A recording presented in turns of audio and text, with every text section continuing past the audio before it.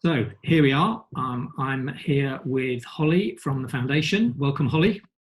Thanks, Andrew. Okay, and we're here as part of our Just Curious series, just chatting about secondhand clothes. Yeah. And what we think about all that. It's not for everyone, is it? No, but I think we've bonded over it in the past, haven't we, Andrew? Very much so. But I was, I our was, love for eBay. yeah. Oh, right. Okay. So I mean, that is really the first question. What is your favourite place for finding this stuff?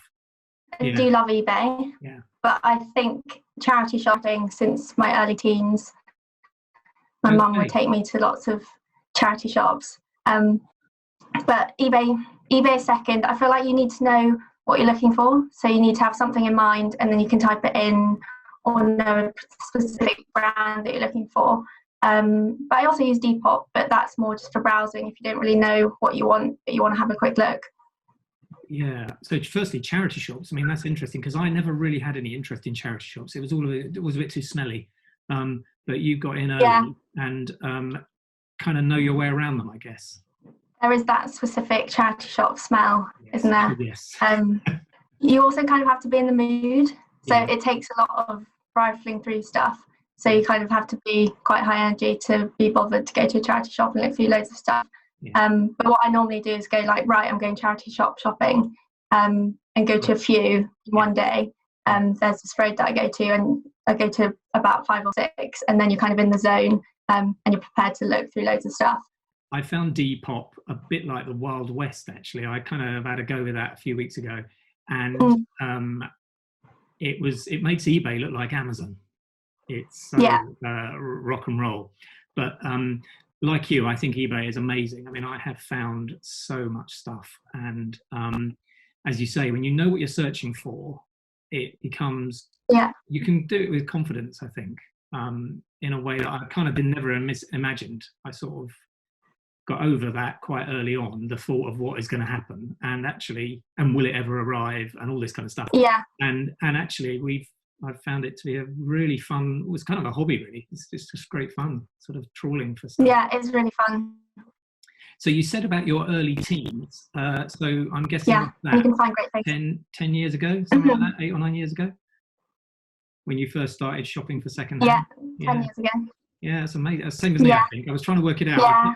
Unfortunately, you can't find your full eBay history. So it only goes back for 3 years. So I couldn't find the exact date of the first. I think it was a jumper, and I was kind of just interested in this brand, and I found one. I thought, oh, that's cool. And of course, it was incredibly cheap. And amazing. I thought, all right. But from a motivation point of view, where do you start? What sort of drives you? So I suppose going back 10 years ago, it was the price mainly. Yeah. So I could go into a charity shop. I think the first thing that I ever bought was like a £4 sheepskin coat, and I was like, "Oh my god, this is amazing!" I know these crazy prices for things.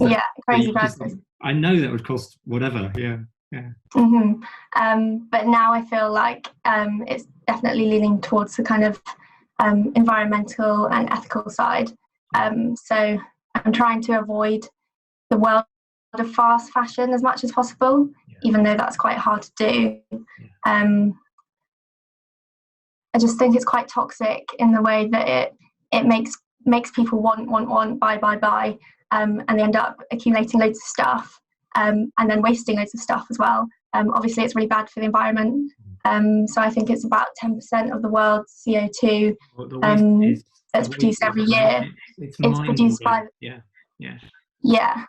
produced by the fashion industry. And then there's the other layer of the issues with the supply chain. So how the people in the factories are treated. I just think it's kind of ironic that they're at the centre of the fashion industry. So they're kind of the first step, they're critical. So sometimes I'll buy something from like H&M and then find myself feeling really guilty. So I think don't look guilty. It's important to not put too much pressure on myself as well, I think. I mean, you can't buy. There are certain things you're not going to buy secondhand. I mean, let's not go into the detail, but the fact is, it's and I think I'm the same. early on, it was this discovery that I could get things that I knew were great, and they were so cheap. Yeah. I had no idea. I just thought, oh wow, I've like unlocked this gold mine of stuff that I can just go and help myself to, because it was all affordable.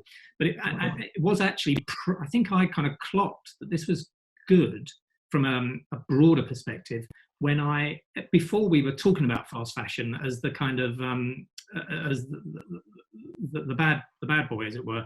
I sort of suddenly thought, this is actually quite good all round, because this clothing is just circulating, and that's kind of cool.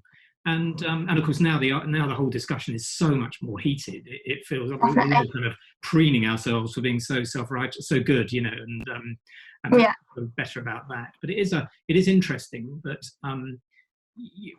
if you get it right and you're confident, you can kind of have your cake and eat it, can't you? You can have the stuff, do not pay the money, and make a positive contribution in the process. Yeah, and you feel good about it too. Yeah, literally, really good, really. Yeah, definitely. But yeah, I just think it's ridiculous that some of these shops are just producing so much. Oh, I mean, like Boohoo and Pretty Little Thing. Yeah, they have a new collection every day. Yeah. Well, let's cheer up as we wind up. So, have you got a memory or even got an item that is your favourite? Have you got a best thing that you can remember over the years? Yeah. I'll just share my screen. Yeah. I've got a photograph of it. Yeah. It is a beauty. Yeah.